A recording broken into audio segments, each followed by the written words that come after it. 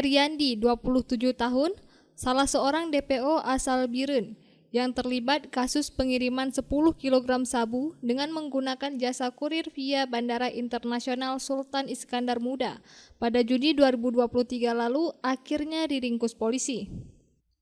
Barang haram tersebut awalnya hendak dikirim kepada salah seorang pemesan di Kebonjeruk, Jakarta Barat.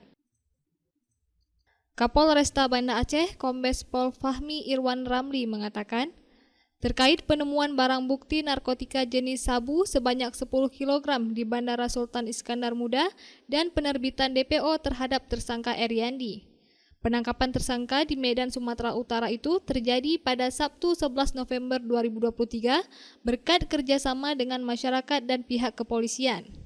Bahwa DPO yang dulu kami publikasikan, alhamdulillah berkat dari informasi masyarakat sudah bisa kami tangkap.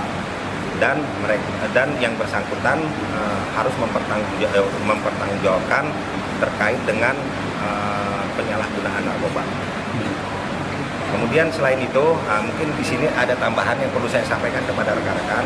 Kami itu tidak hanya dalam penyalahgunaan narkoba menekankan pada kegiatan-kegiatan represif atau penegakan hukum. Tapi di sisi lain kami juga melaksanakan kegiatan-kegiatan preemptif dan preventif. Beberapa waktu yang lalu kami sudah membuat kampung bebas narkoba, yaitu di Desa Lampulo, Kecamatan Kuta Alam, dan alhamdulillah ini mendapat apresiasi dari Mabes Polri maupun Kementerian Desa. Diharapkan nanti Kampung Lampulo sebagai kampung bebas narkoba menjadi role model bagi kampung-kampung yang lain bagaimana kita mencegah dan meminimalisir peredaran narkoba yang ada di wilayah hukum Polresta Banda Aceh.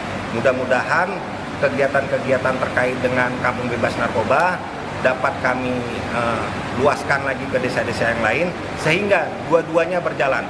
Baik itu kegiatan-kegiatan preemptif maupun preventif maupun kegiatan represif seperti yang kita press release pada hari ini. Hingga saat ini, Satres Narkoba Polresta Banda Aceh masih terus memburu dua rekan Eriandi, yakni SS dan SM. Kasus tersebut juga masih dalam pengembangan lebih lanjut.